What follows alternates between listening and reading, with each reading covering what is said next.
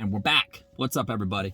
Benja Welldone coming at you live on this beautiful December the 29th at 8:58 in the morning. How are you doing? So, here's the thing. Megan versus Chucky. If you're unfamiliar or unaware, there's this new film called Megan, where basically it's a knockoff of a unsuccessful film before that, which was called Chucky. There were multiple Chucky films, but he was always the least scary of all the dolls. There's something called Puppet Master, Blade. He was a good one. Brahms, The Boy, Annabelle, amazing. The key element to all doll films is you gotta have possession. If you really want to kill Megan, all you have to do is just don't plug her in. Just let her battery go bad, okay? I'm more likely to believe that a doll will be possessed and go on a murdering rampage before I'm going to believe that there's a doll that has a battery that doesn't ever go bad. It's that simple. It's stupid, okay?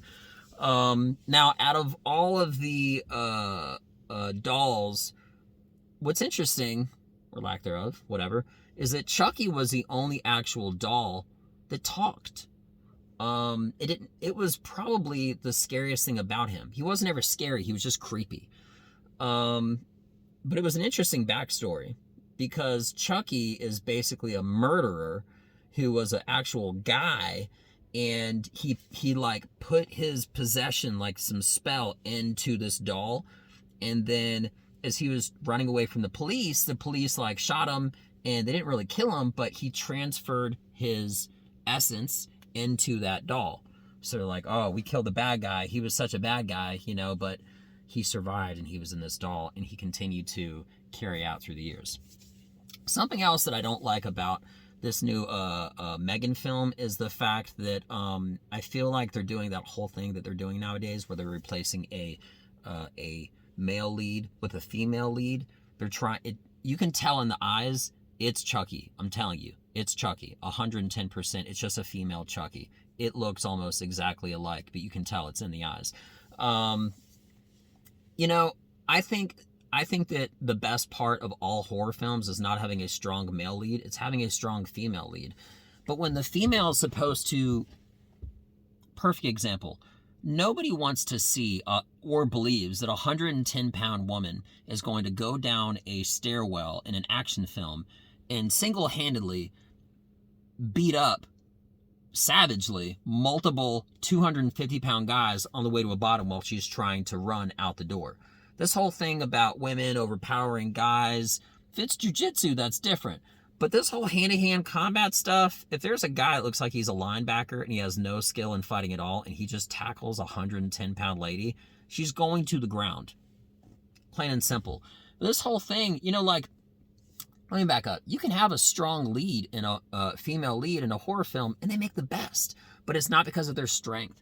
It's because of their vulnerability of not being as strong or as fast. And it's stimulating. And they have to, you know, to see someone on the back nine, on the edge of defeat for 90 minutes straight, and to see them at every turn, they're just at a grasp, okay, is a lot more stimulating and entertaining and attractive, as opposed to seeing a guy who's just jacked up, super, super strong, and walking around with a shotgun trying to fight off this bad guy.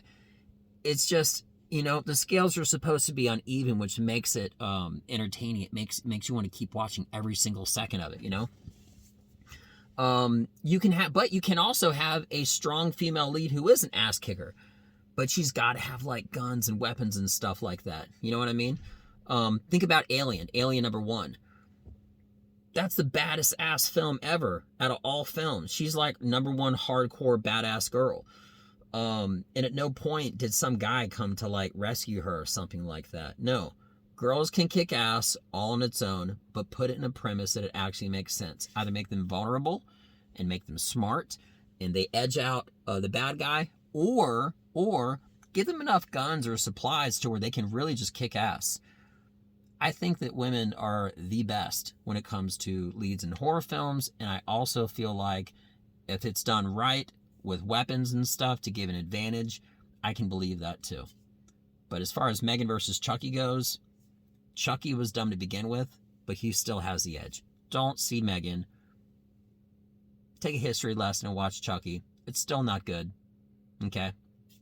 But at least he's pretty creepy. His voice is like the creepiest voice possibly ever. So anyway, with that being mentioned, I can give a lot more examples of dolls and their creepiness or whatever, but I'll let it be. And for that being mentioned, I'm Benja Welldone. Check me out. Peace.